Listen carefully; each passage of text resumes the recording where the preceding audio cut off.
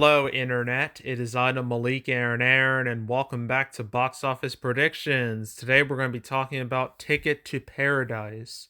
So, as usual, we're going to be going over the pros and cons. So, let's get to it.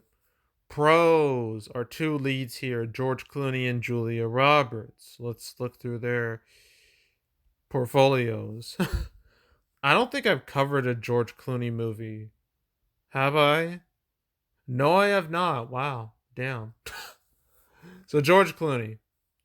He's had quite a career, to say the least. I mean, oh god, Batman and Robin, we got to mention that.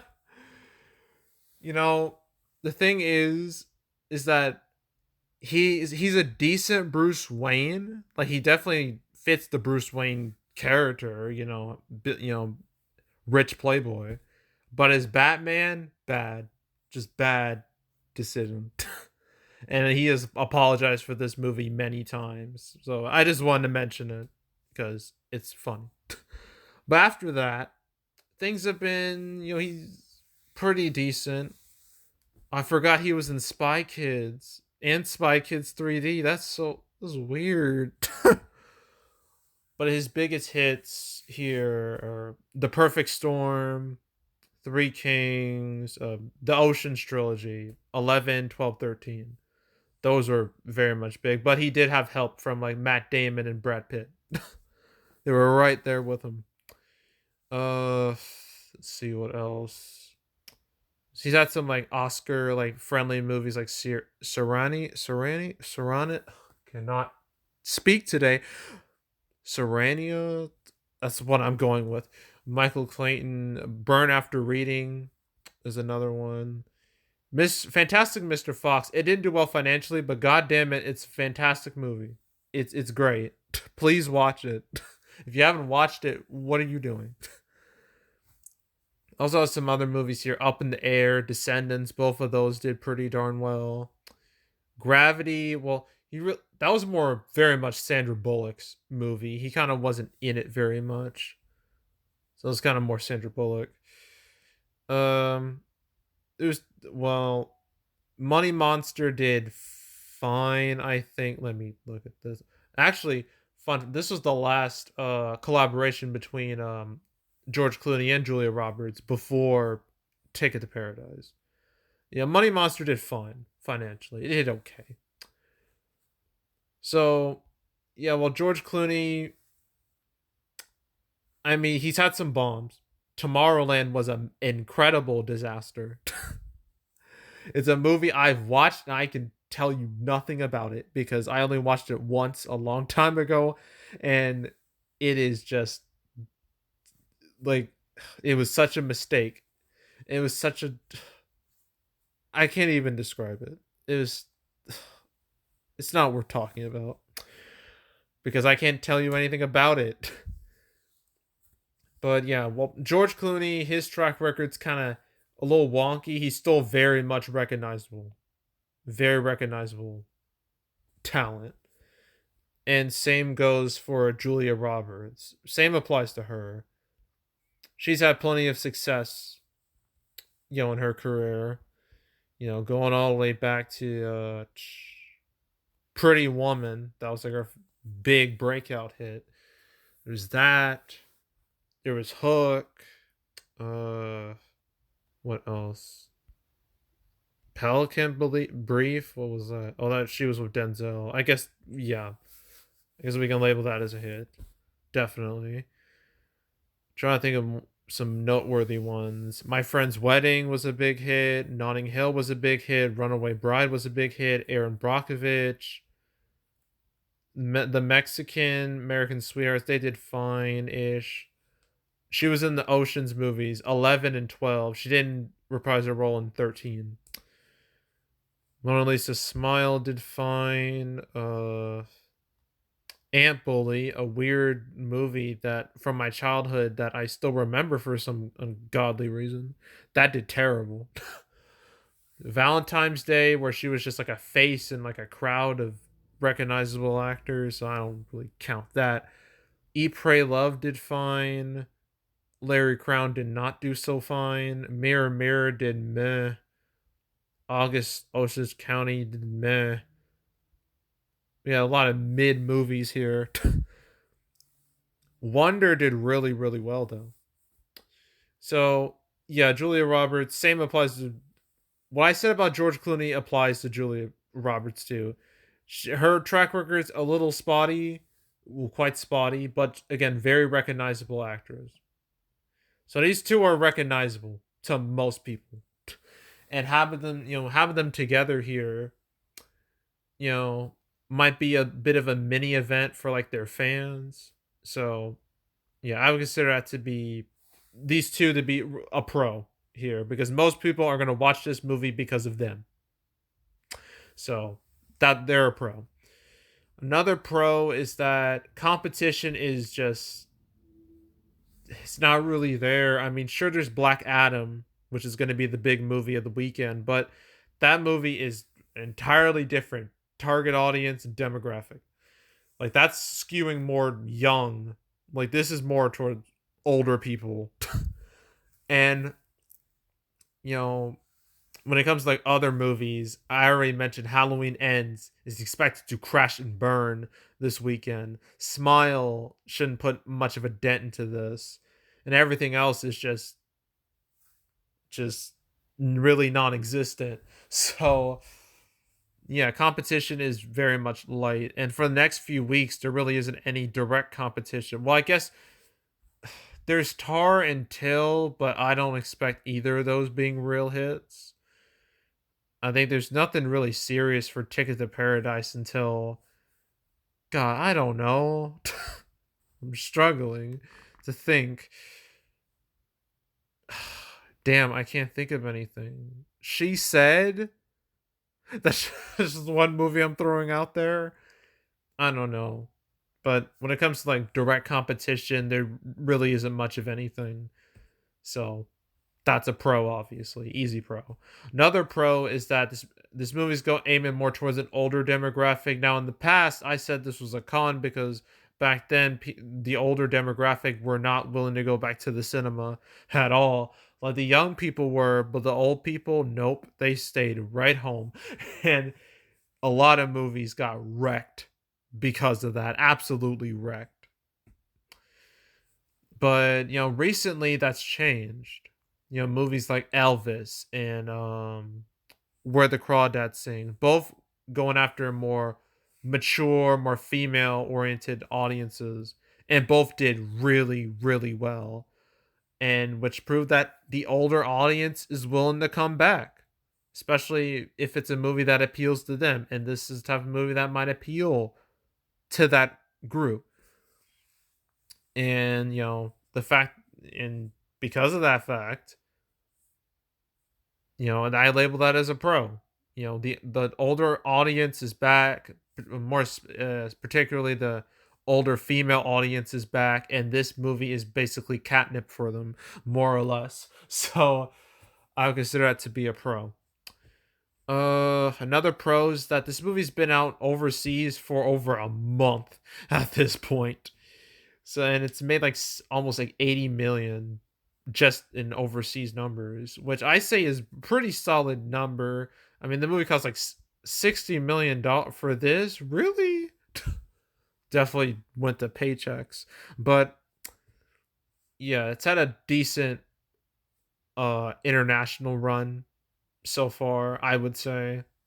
Definitely better than what happened to like some other Universal movies. I mean, there was like freaking what Ambulance and Beast both had really bad foreign starts, which was a really bad sign for their domestic runs. Here it's a lot brighter here. So I would consider its international run so far, being solid to be overall a pro. Uh any other pros I can think of? I mean, I can't think of much of anything else. I mean, let me look at its audience score. Because I know its critic score is very much not good, but audience score. Yeah, audience score seems to be pretty good. 88%. And its cinema score is A minus, which is actually higher than Black Adams. That has a B plus. So seems like word of mouth is good for this movie generally. So I would consider that to be a pro. But now we gotta go to the cons. First big con is that reviews are not great. It's like a 56%. Nothing, not far from terrible, but nothing I would jump up and down about. So yeah, but I feel like this is the type of movie where reviews don't matter all that much. But I'm still gonna label it as a con. It's more of a minor con, but still a con. Another con is that Universal, they've been having just the most uneven year imaginable. it's it's it's so hard to describe. I mean, let's just look through it, shall we? Because there's quite a bit to unpack. They've had big hits. They've had Jurassic World Dominion. They've had Minions 2. They had Nope. They had Bad Guys, Black Phone. All do really good. And then you have Halloween Ends, which is not doing great. Then you got Beast, which did mediocre at best. Then Marry Me, Ambulance, 355, Easter Sunday, Bros, Firestarter, Redeeming Love, Bombs. All of them. So, yeah, that's really not great at all. So, yeah, Universal's just very much uneven uh track record this year. I label that as a con because that could be a negative sign for this movie and maybe some of their other movies later in the year, like movies like She Said and Puss in Boots 2. But I don't know. We'll talk about those when they come out. But yeah, Universal's uneven year, I consider that to be a con. A bit of a red flag. Is there any other cons I can think of? Uh I mean, the next 2 weeks are pretty light, but I think Black Panther Wakanda Forever is the type of movie that steamrolls everything in its path. And this is going to be in its path. And I don't think it's going to. Well, it might, because, again, different target audience, but it's not going to be pretty. it won't.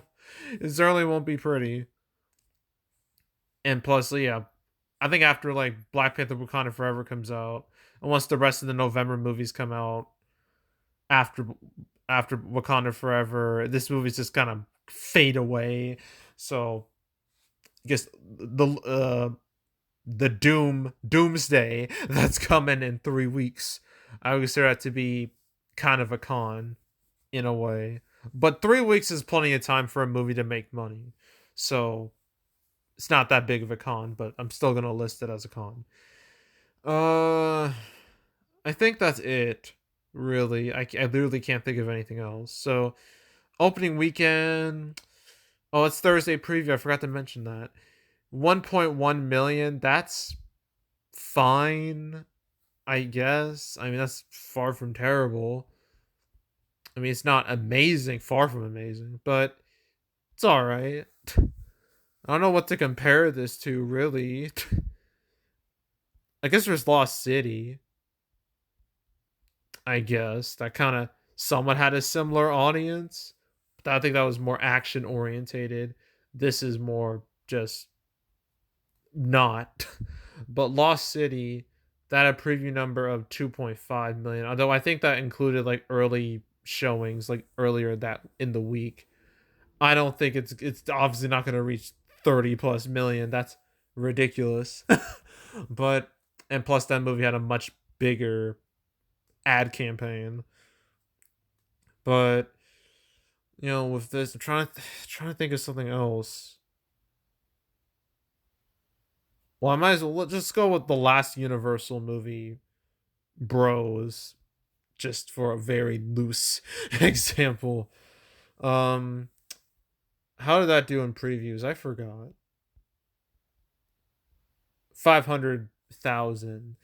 So it'll definitely, that's more than double that. So yeah, it definitely won't be a bomb, but I don't expect it to be a big hit either. So Judging by I don't expect it to be front loaded, so I'm gonna say it's gonna open between like 10 to 15 million. I think that's very much reasonable at this point.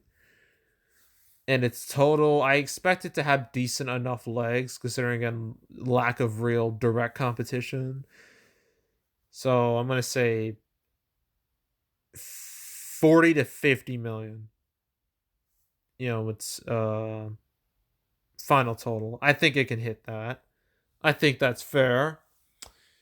And that's it. That's it for the weekend. So, next week, we got 3 movies to talk about. 1 new movie and 2 movies that are expanding wide. We got Pray for the Devil, which is coming out right in time for Halloween. And then we got the wide releases, the wide expansions of Tar and Till. And then that'll be it for October. Yeah, October did not have a lot of movies in it, which is a blessing after September. But yeah, but anywho, yeah, that's it. That's all. Make sure to subscribe, like this video, leave a comment, turn notifications, share the whole drill. Want to check out more videos like this? Got playlists on the homepage for all previous prediction videos I made this year. You want to watch any of the Universal movies I already mentioned, like those not preview, prediction videos. You go right ahead. I encourage it though. So watch those and all the other ones. There's also the canceled series where I go over all the movies that were supposed to come out but didn't. Ticket to Paradise, I only covered it once. That was last year. That was episode 85. I covered it alongside Lost City, funny enough, Bad Guys, Oppenheimer, and Knock at the Cabin. Covered it with all those. So that was part 85. Now up to 163.